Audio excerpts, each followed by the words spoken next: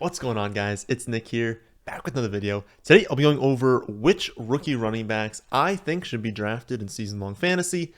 Some of these running backs, at least some of the rookie running backs this season, might be great options in dynasty, long term. But today, we're going to look at things through a season-long lens and just discuss the backs that I think should be taken in redraft leagues. The overall rankings, the full rankings, are very, very close to being finished.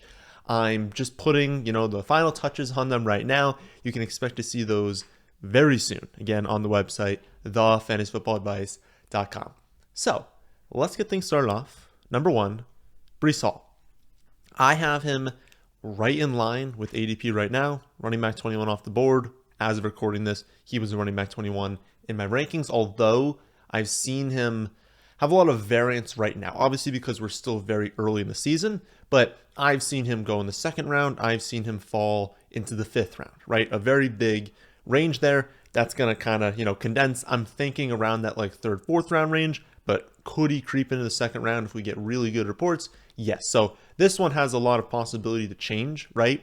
I have a very different opinion of him if his ADP is the fifth round versus the second round. The second round is aggressive, and I'm not sure we can really be targeting him in season-long fantasy in the second round. That's again, it's aggressive, but I don't think he'll get that high.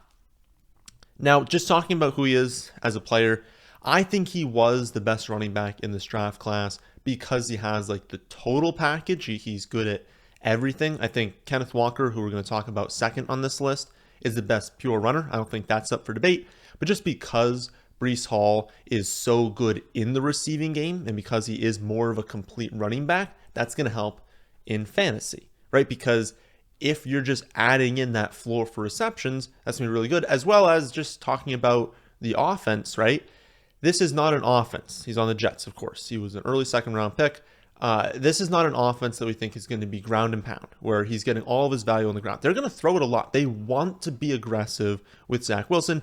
Will they succeed in that? I personally don't know. I genuinely do not know. Like, there's a chance that Zach Wilson is a complete bust. There's a chance that he just didn't have any real help last season. There were a ton of injuries. He was a young rookie. Like, there's a chance that, he's not a complete bust, that he's a decent quarterback. I don't think he'll ever be an elite quarterback, but there's a decent chance that he's good enough to give us usable players on this offense. And if that's the case, then Hall's going to have a great combination of like some touchdowns, rushing upside, receptions, and we always want to target running backs who are hitting in every key area in fantasy because it just elevates their floor and their ceiling. So I think he's a really, really good pick. Again, it's going to depend on where his ADP does end up going. I think the big knock on him is going to be it's the Jets. And there are going to be people who are like, listen, I don't believe in Zach Wilson. I don't believe in this offense. I don't either. Like, I think that's the biggest thing for me is if we're looking at my projections, I have the Jets running a below average amount of plays, throwing the ball at like a decent clip. So obviously, like, if they're not running that many plays and they're throwing the ball a decent amount, that means I don't have a big projection on the rushing workload of Breece Hall. And I have them tying Pittsburgh for like 25th/26th in offensive touchdowns. So I don't have this being a good team, and the projections still say Breece Hall is going to be good in fantasy. That depends also on how you view Michael Carter. I like Michael Carter as a player, but I just cannot envision them spending an early second round pick and then using Michael Carter. I think Michael Carter is kind of just being pushed aside and them saying this is Breece Hall's backfield. But even then, I don't have it as like a 90-10 split. I have it as roughly like a 65% of the workload going to Hall. So it really does depend, again, on how you view this offense, how you view the split. But I'm not going crazy in any direction. I'm saying they're a bad offense, and Carter's still going to have some workload, and he still projects as a decent pick where he's going. Next up, we have Kenneth Walker. As I said before, best pure running back in this draft class. He is not a plus in the receiving game, so that hurts his fantasy upside. But given his landing spot, like, it's unlikely they're planning on using him in that area anyways, right? And I had talked about this over the offseason before the draft, just being like, listen, whoever takes him is going to have to take him early, right? He was pretty clearly the second best running back in this class. He was probably going to go second off the board. And if you're a team investing that much capital at the running back position, usually you don't spend that much capital position. If you are a team that's willing to do that, well, they know that he's not a plus in the receiving game. So a team that needed him to produce in that area wasn't going to take him. And then we see Seattle take him. Makes complete sense. They're very unlikely to throw to their running backs at a very high clip. They want him on the ground. They want to feed their running backs.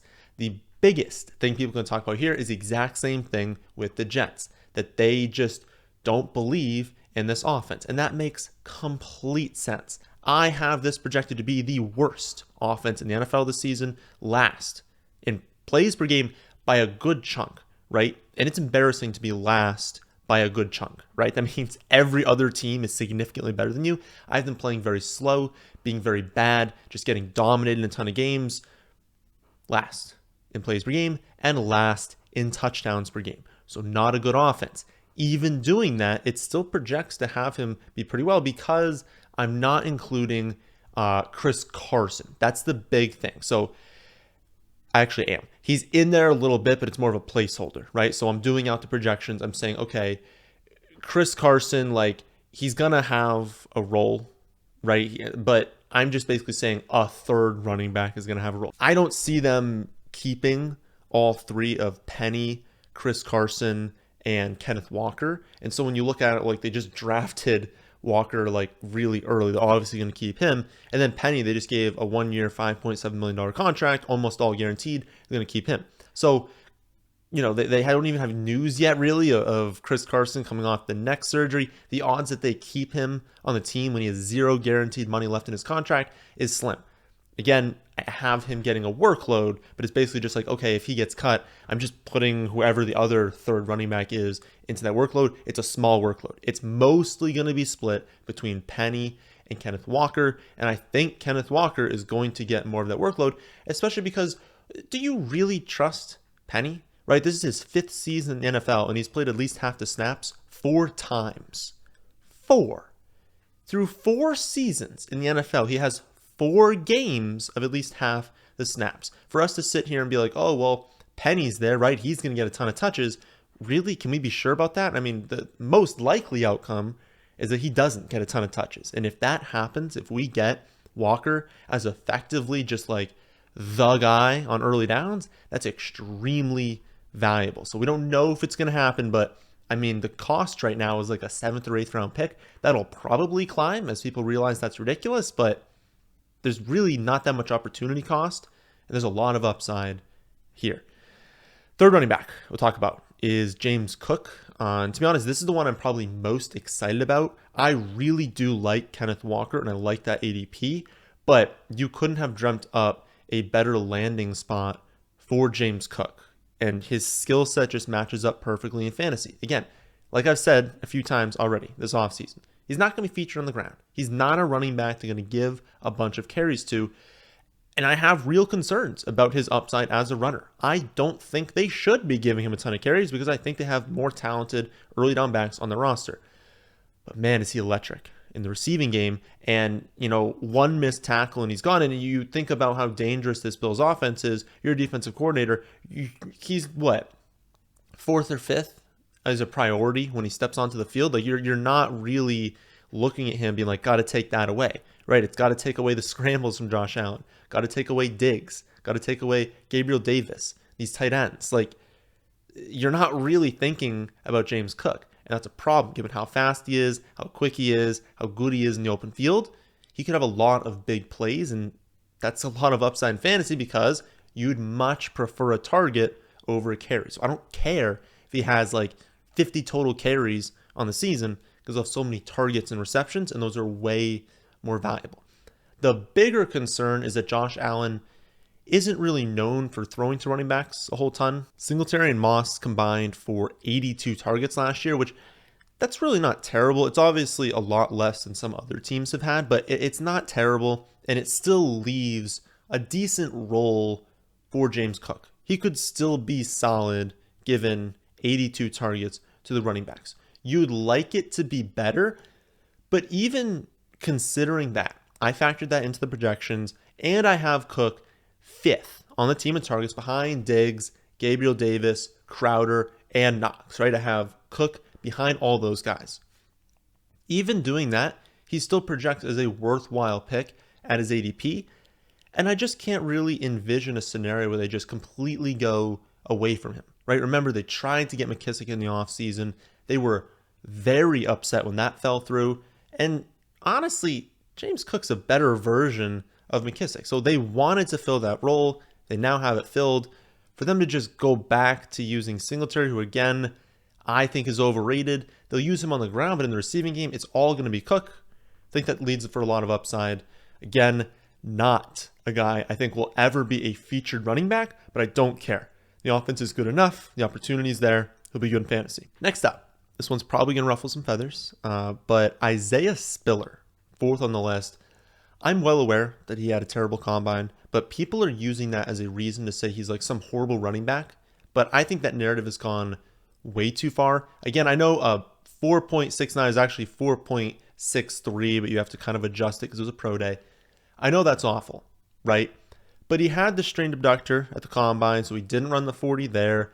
And the reports are that he wasn't 100% at his pro day. Now, if you're like a prospect that you know is going to be drafted, why on earth would you test at your pro day if you're not 100%? So that part of it to me kind of indicates like maybe I don't know if that's 100% true. Maybe he was good to go at the pro day and just happened to put up a bad time. Because why would you do that to yourself? If you know the time you're going to run. If you know it's terrible, don't run it, right? It can only be bad. But I honestly don't think it matters that much. And it definitely matters a lot less than people are saying, right? Scouts have said he plays faster in his 40 time. He was very productive in college against pretty decent competition in all 3 years.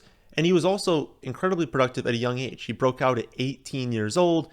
He doesn't turn 21 until August. So that's something I always look at is how old are you compared to the people you're playing against, right? If you're some like 23-year-old running back going up against 18-year-old linebackers, you should be pretty good, right? But if it's the reverse and you're really young going up against older competition and you still produce really well, that's something I take note of, right? And if the 40 time was actually a deal breaker, I don't think the Chargers are taking him in the 4th round. And also, we're not drafting him because he might overtake Austin Eckler, right? Like, oh my goodness, this could be some featured back because Austin Eckler is going to overtake and they don't want to use him anymore. That's obviously not going to happen, right? You're drafting him because they have been trying to fill this complement role for years and they just haven't really been able to do it yet, right? Spiller is the perfect fit for what they've been trying to do behind Austin Eckler. And he profiles as someone that if Eckler got hurt and they had to just rely on their backups, he could be a 3-down running back, right? He's great in the receiving game. He's best used between the tackles, and he's got pretty decent size to be a goal line back, right? That was the profile of him coming out of college, was that there were not that many 3-down running backs in this draft class, but Spiller was one of them. Then he just tested slow. But I'm going to let, everyone else overreact to being like, a 1/10 of a second too slow at the combine, and we'll get a player on, a top 3 offense who could be a feature back if the starter goes down and will have some level of workload even when that doesn't happen. That sounds great to me, and so I think we should be drafting him late because, again, he goes really late in drafts. Final running back who over today is Rachaad White. He was taken in the late 3rd round by the Bucs and is another running back that is a perfect handcuff. Fournette's contract is fully guaranteed this season. It's partially guaranteed next season, so he's not going in. But that doesn't mean that Fournette, can't get hurt, right? And it doesn't mean that he's going to have this 3-down role locked in. White had a 98th percentile college target share, including 43 receptions last season, which is a really high number through only 11 games. We know that unlike Josh Allen, Brady really likes to throw to his running backs. 138 targets to the running back position last season, and that wasn't a fluke. He's always targeted running backs at an extremely high rate, and that's just going to continue, right? I view White as a very similar pick, I guess, in fantasy as Spiller. White is someone who can carry standalone value on his own, even when the lead back is healthy, but if Fournette goes down, White has the potential to be a featured running back in this offense. and it's a Tampa Bay offense, right? That is an extremely productive role in fantasy. They don't like Keyshawn Vaughn. Bernard is like 50 years old and there's a zero threat on the ground. So it's so much upside. It's so much upside. And again, he's so good in the receiving game that there's a possibility he's used in 2-minute drills on third downs to begin with, which is already going to be valuable in fantasy. And then again, Fournette goes down, we have a featured running back. Those are the types of players you take late. So that'll do it for this one. I'll be back tomorrow with a potentially short video. Every Saturday, we're going to be looking at the latest news, ADP changes, but I'm going to start tracking ADP moves this week. So I'm not going to really have any data to share with you guys yet. And we're not really in like the, heavy news section of the summer, but we'll go over a few things because why not? Remember also that I'm almost done with the full rankings. They're going to be pushed to the site very soon, so make sure you're signed up for All In so you have access to all of that when it comes out. Again, thefantasyfootballadvice.com. That, my friends, is the end of this one. Hope you all enjoy. If you did, how about hitting that like button? And how about subscribing to the channel if you're new here? Thanks for watching.